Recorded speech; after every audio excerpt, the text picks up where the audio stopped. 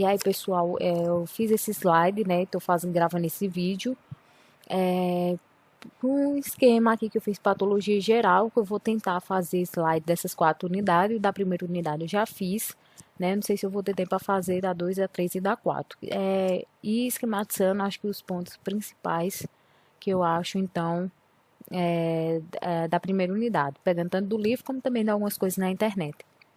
A primeira unidade, ela fala sobre adaptações, lesão e morte celular. Essa lesão, tanto reversível como irreversível.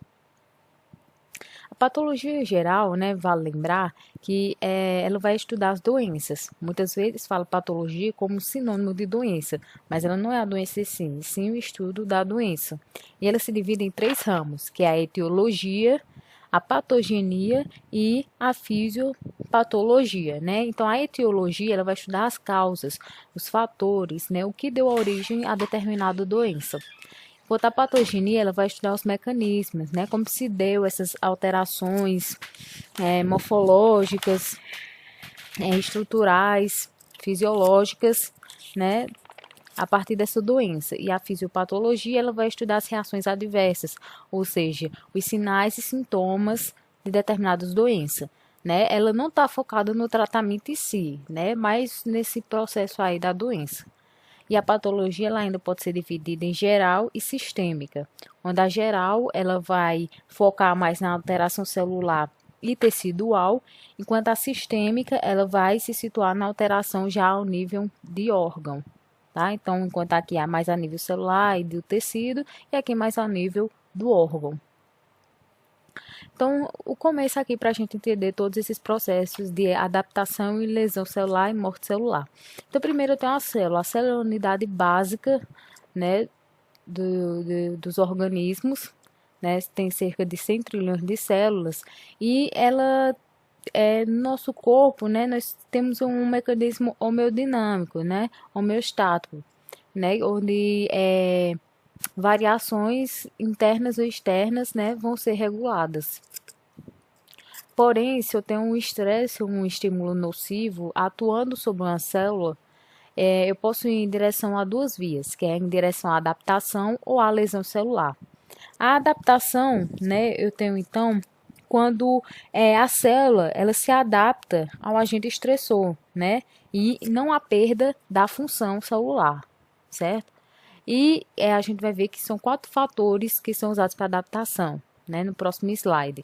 Mas se esse estímulo nocivo continua agindo sobre essa célula e ela não consegue se adaptar, eu vou em direção à lesão celular, tá? Quando a lesão celular, ela é incapaz de se adaptar, né? E vai provocar uma lesão celular. Vale lembrar que não é porque eu tenho uma lesão celular que eu vou ter uma morte celular, né? Diferente. Por quê? Porque eu tenho 2 tipos de lesão celular. Eu tenho uma lesão reversível, né, que ela é leve, ela é transitória. Se eu tirar o agente agressor, minha célula vai voltar ao seu estado normal, enquanto, né, como podemos perceber aqui, porém, se a lesão for irreversível, aí sim é que eu vou ter morte celular, né, quando ela é intensa, quando ela é progressiva. A adaptação celular, né, onde a célula ela consegue se adaptar, não perde sua função, né? Ela pode ser de 4 formas, que é hipertrofia, hiperplasia, atrofia e metaplasia. Então, mais ou menos aqui, de forma geral, a hipertrofia é aumento do tamanho celular, né, do diâmetro da célula. Atrofia, né, podemos dizer que é o contrário, que é a redução do tamanho, né, da célula. Hiperplasia, aumento no número de células, né, pela divisão. E a metaplasia é quando substitui um tipo de tecido por outro. A atrofia, né, geralmente as causas da atrofia, então quando eu tenho essa diminuição, essa redução, é geralmente pela diminuição do trabalho, pela essa perda de inervação, diminuição do suprimento de sangue, nutrição inadequada, perda de estimulação endócrina e também com o envelhecimento. Um exemplo é a atrofia muscular, então lá o indivíduo não utiliza, então assim, por exemplo, ele devia estar imobilizado, então a redução do tecido muscular, por quê? Porque teve uma diminuição aí do trabalho, né? Então vai ter muita actina e miosina ali, e aí vai ter essa redução dessas proteínas aí, levando à redução do músculo, né? Existe também a hipertrofia, que é basicamente o contrário. Quando eu tenho agora um aumento da carga de trabalho, eu vou ter mais síntese de componentes estruturais da célula, fazendo com que ela aumente aí de comprimento, de tamanho. Já a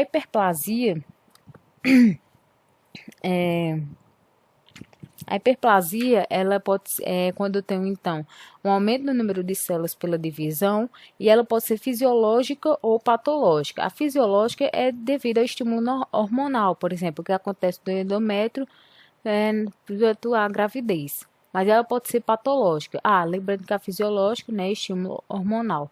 Já a patológica é pela reposição ou remoção, né, pela perda de um órgão, ou também devido a uma estimulação excessiva de hormônios, por exemplo, que acontece que é a hiperplasia endometrial devido a os altos níveis de estrógeno. Aí, também aconteceu aqui no endométrio do útero. Já a metaplasia é quando eu tenho a substituição de um tecido, né, por outro, né? Ele é geralmente um tipo de célula substituída por outra mais resistente, né? E como é um tipo de adaptação, é lógico que é reversível. Surge de células troncos não diferenciadas e pode resultar em redução da função e também tendência aumentada de câncer. O exemplo é o que acontece no sistema respiratório, né?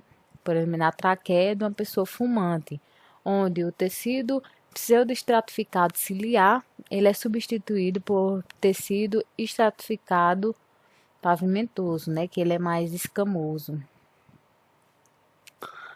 Agora a lesão celular, né, quando a célula é incapaz de se adaptar e causa então a lesão celular. Lembrando que ela pode ser reversível ou irreversível. E é na irreversível que acontece essa morte celular. E a morte celular, ela pode ser por necrose ou apoptose. As lesões reversíveis, elas também são chamadas de degenerações. Quando eu tenho, então, ela vai apresentar função reduzida e vai poder também ter aí acúmulo de substâncias no citoplasma ou no núcleo, né? Isso por causa da remoção inadequada de substâncias, né? Que elas não podem ser metabolizadas, ou quando tem um armazenamento de processos patológicos. Até mesmo pigmentos, né? Tanto endógenos como exógenos, eles podem ser acumulados. Um exemplo, por exemplo, de pigmento endógeno, eu tenho a bilirrubina e a lipofuscina, e exógeno eu tenho, por exemplo, o carbono, né, que é um poluente. E, basicamente, é quando eu tenho uma taxa de síntese maior que uma taxa de remoção. Aqui eu posso caracterizar, né? Podemos caracterizar alguns tipos de degeneração, pode ser a hidrópica, gordurosa, hialinas, mucoides e glicogênica. A hidrópica é quando eu tenho então acúmulo de água, gordurosa de lipídios, hialinas de proteínas, de mucoides, né? Como o nome já diz, de muco, e glicogênica é só lembrar, de glicogênio, de glicose, que é o que? Carboidrato, né? Como de carboidrato. Lembrar das causas das lesões que elas, independente do agressor, ele pode agir de uma forma direta ou indireta. Exceção direta é quando o agressor ele vai atuar diretamente mesmo ao nível celular e causando alterações morfológicas, ou pode ser uma ação indireta, né, que quando são ativados mecanismos de adaptação para neutralizar a agressão e elas acabam causando modificações moleculares. Então, perceba, essa ação indireta tem a ver com o agente agressor? Tem, mas ele é mais secundário. Então, é como se ele chegasse lá, aí vai ativar uma cascata de sinalização, né, mecanismos para se adaptar, para a célula se adaptar, né, e neutralizar a agressão, só que isso acaba gerando, então, modificações. Os principais tipos de agressores que nós podemos caracterizar são as seguintes: privação de oxigênio, agentes químicos, agentes patogênicos biológicos, reações imunológicas, fatores genéticos, desequilíbrio nutricional, agentes físicos e o envelhecimento. A privação do oxigênio, né, ela se dá pelo quê? Ela pode ser tanto pela hipóxia ou pela anóxia e até pela isquemia. Então, quando eu tenho a substância, o oxigênio, está muito reduzido, fecha a porta, né? Eu tenho, por exemplo, com a redução do oxigênio ou com a anóxia, que é a privação total de oxigênio, ou até mesmo com a isquemia, que é diminuição do fluxo sanguíneo de determinado tecido, então não vai levar os nutrientes, também não vai levar o oxigênio. E isso acaba gerando uma diminuição da síntese de ATP, né, o que é importante para as células. Também vai reduzir as oxidações, também reduzindo o bombeamento de eletrólitos nas membranas celulares. Reduz a síntese também celulares e aumenta o número de triglicerídeos. Os agentes químicos que eu tenho, então, são os chamados venenos, né, que eles vão degradar a membrana celular e vão alterar o equilíbrio osmótico e também inativar enzimas e cofatores, né. Podem também modificar o genoma, transformando célula, pode também atuar como um antígeno e ativar uma resposta humoral do corpo, certo? E aí nós podemos destacar também que até mesmo glicose e íons que são indispensáveis, quando em excesso eles podem ser nocivos. Os agentes patogênicos biológicos são o quê? São vírus, bactérias, protozoários, né, fungos, onde eles podem causar diversas doenças, né, se proliferando nas células e causando morte celular, tanto por ruptura ou também através da liberação de toxinas e antígenos que também podem causar essa resposta aí inflamatória.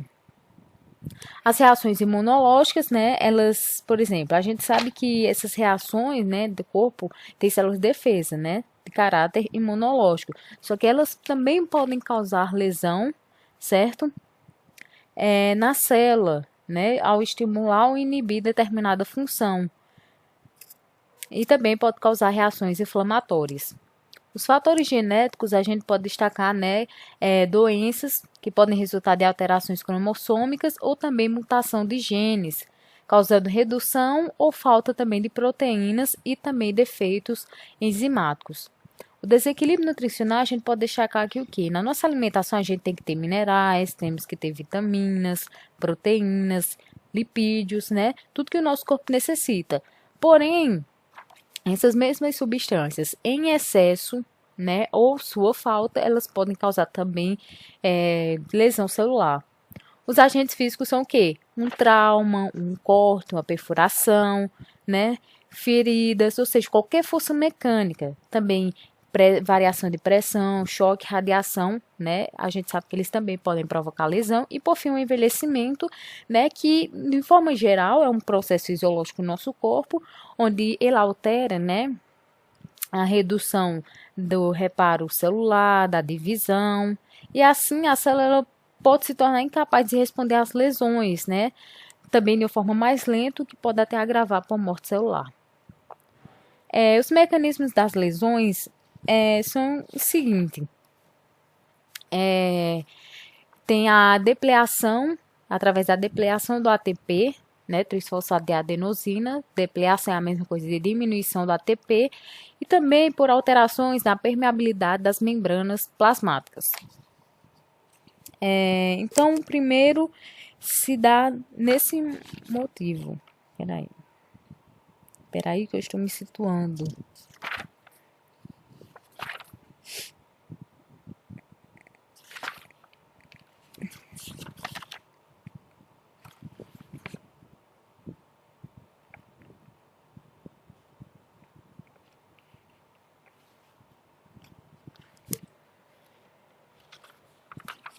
Parei aqui que eu tô me situando, vou ter que cortar depois o vídeo. Tá.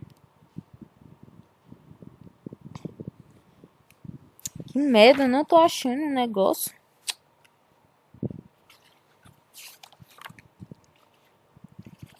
Aqui.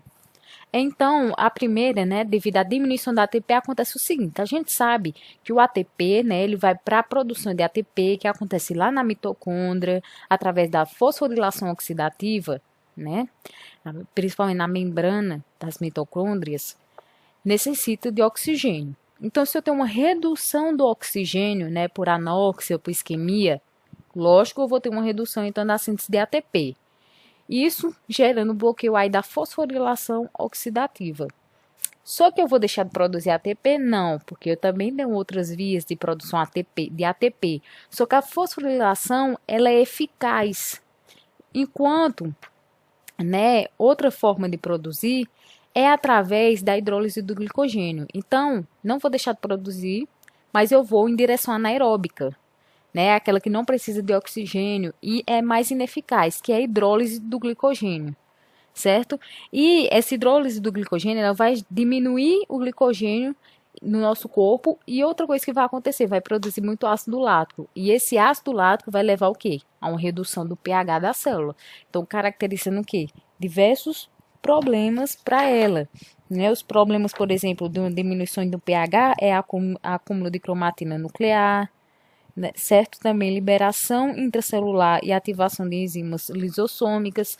Então, isso vai prejudicar a célula. Outro problema também que pode ser caracterizado é a diminuição da bomba de sódio e potássio. Então, a gente sabe que essa bomba, tanto de sódio, né, quanto de potássio e também a de cálcio, ela vai auxiliar regulando as concentrações do meio intra e extracelular. Se eu reduzo, então, o ATP, né, eu vou ter que, vai ocorrer falta de sódio, certo? Dentro da célula e acúmulo de potássio. Isso vai fazer com que aconteça um ganho osmótico e vai entrar muita água dentro da célula, né? O que vai acontecer o quê? Tumefação celular e também dilatação do retículo endoplasmático. Também a falta do ATP vai reduzir a bomba de cálcio e o cálcio ele vai começar a se acumular no citosol, né, no citoplasma, no interior da célula. E isso vai fazer com que aconteça a atração de enzimas fosfolipase. E aí, também endonuclease e ATPase. O que é que acontece? A fosfonuclease, ela vai acabar aumentando a permeabilidade da membrana mitocondrial, né, causando certa destruição dela. A endonuclease vai fazer com que aconteçam lesões no núcleo celular e ainda a ATPase, que vai fazer o quê? Né, de tipo degradação do ATP. Então, isso não é uma coisa boa. Certo? E ainda o dano na mitocôndria, ele ainda vai fazer com que aconteça o quê? O acúmulo de radicais livres, né? Os chamados ROS, né? As espécies reativas de oxigênio. Por exemplo, a hidroxila, o peróxido de nitrogênio, o óxido nítrico, e que podem reagir com outras moléculas, também causando lesão. E a outra forma, então, que eu tenho aqui, que é a alteração da permeabilidade das membranas, que é o seguinte... que se as membranas elas forem danificadas, né, seja por agentes químicos, físicos, toxinas, né, e isso vai fazer com que aumente a permeabilidade dessa membrana. E isso vai afetar o quê? A osmolaridade intracelular e também a atividade enzimática, né, o que também vai reduzir a síntese de ATP, pode chegar a iniciar a apoptose, vai alterar a integridade lipossômica, vai liberar hidrolases, né, que podem digerir as proteínas, né, e também digerir ácido nucleico e glicogênio. Então, a gente sabe mais ou menos essas duas vias aí que podem acontecer.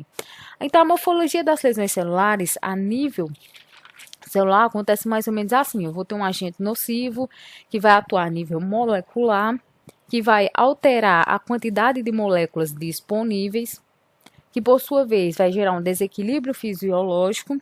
Esse desequilíbrio fisiológico vai resultar no quê? Numa disfunção celular, né, na perda da função da célula, caracterizando alterações morfológicas dessas células, que podem ser tanto na forma, como também no tamanho. Na lesão reversível, né, existem duas características mais representativas da lesão reversível, que é a tumefação celular e a degeneração gordurosa. A tumefação celular, ela consiste no aumento de água dentro da célula, né? Então, ela fica cheia, né? Ela incha. E isso é causado principalmente pela redução da síntese de ATP, e ela também é um dos primeiros sinais, tanto da degeneração hidrópica, lembra? Que é quando dá acúmulo de água, e também da gordurosa, acúmulo de lipídios. E a outra é a degeneração gordurosa, que eu vou ter presença de vacúolos de lipídios no citoplasma, e ela ocorre a partir de quadros de hipóxia, né, redução do oxigênio, e também de alterações metabólicas. Então, aqui eu trouxe, por exemplo, de dois órgãos, né? Por exemplo, na degeneração gordurosa, eu vou ter que o órgão ele fica mais amarelado, que acontece, por exemplo, na esteatose, né? Que ó, a gente consegue ver as células, os adipócitos aqui, né, de gordura. Então, ele fica no aspecto mais amarelado e células têm vacúolo lipídico e coloração também eosinofílica, né? Que é rosa. Enquanto a degeneração hidrópica, o órgão ele vai ter uma coloração pálida, né, devido à compressão dos vasos sanguíneos. E ao microscópio ele pode apresentar segmentos distendidos e também separados do retículo endoplasmático. As lesões irreversíveis, né, nós temos o quê? Elas geralmente culminam em morte celular. E essa morte celular pode ser por necrose e apoptose. Elas vão decorrer principalmente de modificações nas membranas, alterações na mitocôndria e também alterações no núcleo. A primeira que a gente pode caracterizar é a necrose. A necrose ela é predominantemente patológica, diferente do que a gente vai ver da apoptose, que ela é mais, né, um processo fisiológico no nosso corpo, mas também pode ser patológico. A necrose, né, aí eu botei aqui algumas características que devem ser ressaltadas da necrose, que é o que? Funcionalidade das membranas é alterada, né, isso vai acontecer uma ruptura da membrana, que vai acontecer um extravasamento de conteúdo das organelas, acelerando a degradação enzimática, né, aí aqui, esse conteúdo que vai sair de dentro da célula pela ruptura da membrana vai causar inflamação local, vai ter recrutamento de células de defesa, né, que vão liberar enzimas que removem os restos celulares, também por causa mais ou menos dessas células de defesa e dessas enzimas liberadas, que também vai auxiliar nesse processo de inflamação local. Essas enzimas, elas geralmente são advindas dos lisossomos. Se ela é advinda dos lisossomos, eu chamo esse processo, né, de autodigestão, de autólise, né? Ou se esses lisossomos advirem de leucócitos, vai ser chamado de heterólise. E as alterações citoplasmáticas, elas consistem, por exemplo, no aumento da acidofilia, na retração e na vacuolização. Existem também as alterações nucleares, que é do tipo cariólise, quando eu tenho uma dissolução da cromatina, picnose, que é quando o núcleo ele fica reduzido, e cariorreche, que é quando o núcleo ele fica fragmentado. Então, cariólise, dissolução da cromatina, picnose, núcleo reduzido, cariorreche, núcleo fragmentado. Basicamente, a necrose ela tem 7 estágios, onde primeiro eu vou ter a célula em homeostasia, né, com aquele processo, a célula consegue se adaptar, né, às alterações internas e externas, né, vai ter mecanismos. A segunda etapa é quando acontece a agressão. Basicamente, eu observo dilatação do retículo endoplasmático, condensação da cromatina, separação dos ribossomos do retículo endoplasmático rugoso, aumento de água no citoplasma. A terceira, as mitocôndrias ficam condensadas, vai ter início de tumefação celular e vai acontecer bolhas, né? Vão se formar bolhas, só que sutis, na membrana plasmática. O ponto 4, ele é mais importante, o quarto estágio, que é o ponto de morte celular. É nesse ponto aí que, se eu tirar o agente agressor, a célula não consegue mais se recuperar, né? Aí onde acontece mesmo a necrose. A quinta, eu vou ter o quê? Uma desnaturação proteica, vou ter degradação por autólise, lembra a autólise, que vem lá nos lisossomos. Vou ter irregularidades grosseiras na membrana. O sexto estágio é quando eu tenho desaparecimento dos lisossomos e formação de vacúolos no citoplasma. E, por fim, né, o sétimo estágio, que é quando a célula fica irreconhecível. Resta apenas, né, restos celulares e fragmentos de organelas. A necrose, elas também tem alguns tipos de necrose, né? A gente pode destacar esses 6 tipos de necrose, que é a necrose de coagulação, certo? Onde esse tipo de necrose, também chamada necrose isquêmica, quando eu tiver a estrutura básica das células, né, o núcleo delas vão ser mantidos por alguns dias, né? Além das proteínas, as enzimas elas também são desnaturadas, bloqueando a degradação das células. O citoplasma ele vai ter uma aparência de substância coagulada e a área ela vai ser rosada e de textura mais rígida. E também, depois de alguns dias, os macrófagos vão consumir as células e que depois é substituído por tecido cicatricial colagenoso. É também chamada de isquêmica porque ela é mais comum da isquemia. A liquefativa ela é comum do sistema nervoso central, né? Por exemplo, acontece no cérebro.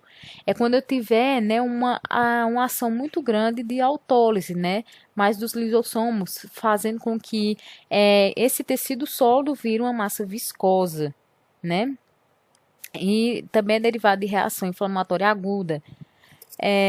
O cérebro pode ter formação de cavidades e, além do tecido nervoso, ela pode aparecer na suprarrenal e também na mucosa gástrica. A gordurose, quando eu vou ter, então, ela é resultado da liberação extracelular de lipases pancreáticas no tecido adiposo, né? Por exemplo, na pancreatite vai ser os ácidos graxos se juntam ao cálcio e pode também formar áreas brancas. Mas o que acontece também é na mama, né? No tecido mamário. Então, vai ter um branco calcário, vai ter áreas de saponificação, principalmente pelo justamente com cálcio, né? Gordura com cálcio. A caseosa é comum da tuberculose, tanto que aqui tem um pulmão, né, com esse estágio aí. E nesse caso, a micobactéria, né, que é o causador da doença, ela traz um padrão inflamatório do tipo granulomatoso, né, onde vai ter células gigantes, macrófagos, células mononucleadas, e também o centro necrótico. E esses fragmentos necróticos, ele parece um queijo esbranquiçado. Então, viu o queijo esbranquiçado em alguma questão? É caseosa. A fibrinoide é quando eu tenho um acúmulo de fibrina de proteínas, né, com coloração rosa, geralmente na parede dos vasos, dos sanguíneos lesados, e também está relacionado com artrite imunomediada, e aqui também tem um exemplo de arteriosclerose. E por fim, tem a necrose gangrenosa, que no caso é uma necrose normal. No caso, ela acontece mais necrose de coagulação, só que eu tenho um alojamento de agentes patológicos, biológicos, como vírus, bactérias, geralmente mais bactéria, onde ela pode causar, né, bolhas, gás, que é no caso da gangrena úmida ou pútrida, e também tem a seca, quando o tecido necrosado entra em contato com o ar. E dependendo do tipo de tecido, né, o órgão, né, ele pode vir ou a se regenerar, ou a cicatrizar, ou a calcificar, ou a sofrer encistamento ou gangrena. Então, aqui é um esquema bem básico, né, que eu acho interessante, que mostra aqui. Então, vou ter a célula normal, aí a célula sofreu uma lesão. Aí a primeira parte, ainda que continua sendo reversível, é quando eu tenho um edema do retículo endoplasmático e das mitocôndrias, agregados de cromatina, certo? E aí, se essa célula ainda ela consegue se recuperar, então ela volta a ser uma célula normal. Mas se ela não consegue, ela vai em direção à morte celular. E aí eu percebo aqui, geralmente, quando está acontecendo aí a necrose, né, quando começa a ser irreversível, vai ter edema do retículo endoplasmático e perda dos ribossomos, ruptura dos lisossomos, bolhas na membrana, mitocôndria endemaciado com densidades amorfas e também condensação nuclear, até que acontece a necrose, tá vendo? Vai ter extravasamento aí dos conteúdos citoplasmáticos. Agora a apoptose. A apoptose, também chamada de morte programada, é um mecanismo que ele vai envolver a degradação do DNA e também das proteínas celulares. Então, geralmente, quando acontece isso, vai ter uma cascata de sinalização a fim de provocar o suicídio, né, entre aspas. Vale lembrar que uma característica bem discrepante da apoptose para a necrose é que não há vazamento de proteínas através da membrana celular. Por quê? Porque a membrana celular fica intacta, então não tem extravasamento. Ocorre fagocitose da célula apoptótica, ou seja, também raramente vai ter inflamação local, e ela pode ser fisiológica, que é no caso para eliminar células velhas, no controle de proliferação e diferenciação celular, eliminação também de células mutantes, e ela pode ser patológica, que é quando elimina células que estão alteradas ou com dano irreversível. Também, principais condições patológicas para isso é a lesão do DNA e o acúmulo de proteínas não dobráveis e também infecção viral. E uma proteína, né, chamada proteína P53, ela vai atuar aí, causando então a apoptose, né, ativando a apoptose. Então, quando essa proteína ela aumenta na célula, né, quando ocorre, por exemplo, hipóxia ou depleação de ribonucleotídeos, né?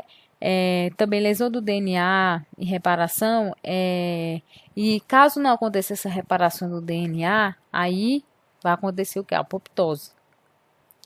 Outras também enzimas que são interessantes serem destacadas aí, que também vão atuar nesse processo de apoptose, são as enzimas caspases, né? Que a apoptose, independentemente do estímulo, ela acontece sua ativação principalmente pelas enzimas caspases, né? Uma dessas enzimas, ela tem uma cisteína no sítio ativo e vão clivar as proteínas em sítios com resíduos de ácidos aspartico, né? E essa sua ativação ela pode ser tanto por via mitocondrial, que é intrínseca e é a principal forma, ou por via de receptor de morte apoptose, que é extrínseca. Então, vocês dão mais uma olhada aí nessa parte. Vou só passar rápido, porque senão vai ficar muito grande. Outro é o citocromo C, né? Que o citocromo C, que é liberado principalmente na mitocôndria, certo? Onde vai ter esse citocromo C e ele vai auxiliar neutralizando os inibidores da apoptose, tá? Outro também são o BAX e o BAX, que são da família de BH3, né? Onde eles vão auxiliar fazendo o seguinte, auxiliando na inibição de moléculas antiapoptóticas. Então, para que aconteça a apoptose, eu vou ter que ter uma inativação, né? Uma neutralização das enzimas que fazem o contrário, né? Elas são antiapoptóticas. E existe também o TNF, que é o fator de necrose tumoral, né? Que também é via receptor da morte por apoptose, né? E a apoptose é iniciada por interação do receptor ligante na membrana. Também elas vão servir de ancoragem para proteínas do tipo caspases, né? Então é isso mais ou menos. Vale lembrar que a necrose e a apoptose, eles podem coexistir, certo? E aqui a gente pode olhar, então, a principal diferença entre esses dois processos. Então, tá a célula normal. Se eu for em direção à necrose, né, eu vou ter principalmente rompimento da membrana plasmática, extravasamento do material citoplasmático com inflamação. E se eu for em direção à apoptose, eu vou ter células que se dividem em vários corpos apoptóticos, que são fagocitados e geralmente não tem inflamação. E existem também alterações no interstício, né, que é interstício é o espaço entre os tecidos e os vasos sanguíneos. Pode causar, então, ter aí calcificação, onde essa calcificação ela pode ser distrófica ou metastática, tá? No caso, a calcificação ela se dá principalmente, deixa eu achar aqui, ela se dá principalmente pelo acúmulo anormal de sais de cálcio nos tecidos, certo? E ela pode ocorrer em válvulas aórticas, dificultando e causando transtornos no fluxo sanguíneo. No cérebro, por exemplo, pode acontecer toxoplasmose congênita e nos seios pode chegar a causar câncer de mama. No caso, a calcificação distrófica, a principal característica dela é que ela pode ocorrer em anéis de necrose qualquer, então tem que ter uma área necrosada, e pode causar a perda da função do órgão, enquanto a metastática, né, acontece geralmente em tecidos normais, quando há uma grande acumulação de cálcio. Então, distrófica é porque tem que ter já uma área de necrose, enquanto metastática pode ser em uma área normal, né, mas calcificação, então tem depósito aí de sais de cálcio, tá? E existe também os processos de hialinização, onde esse processo de hialinização consiste em depósitos homogêneos, vítreos e eosinófilos, né, que é de cor rosa, no intestino. E tem várias alterações que incluem o termo hialina, por exemplo, arteriosclerose hialina, degeneração hialina, né, e membranas hialinas pulmonares nos processos de síndrome de angústia respiratória. Né? Então, são depósitos homogêneos, vítreos e eosinófilos no intestino.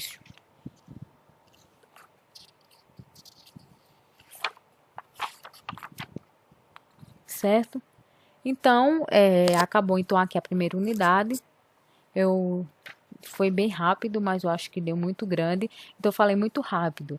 E aí, um livro que eu recomendo, né? Sabe, um livro que tem lá Fundamentos de Patologia, tem esse do Robbins e Contran, é, tem esse livro lá na biblioteca e eu achei ele muito bom. Porque ele é mais resumido, ele é mais enxuto e tem muita coisa bem relacionada quase com as mesmas palavras que também está no livro lá de patologia. Aí vocês dão uma revisada lá nas questões e tal. Então é isso aí. Vamos aqui.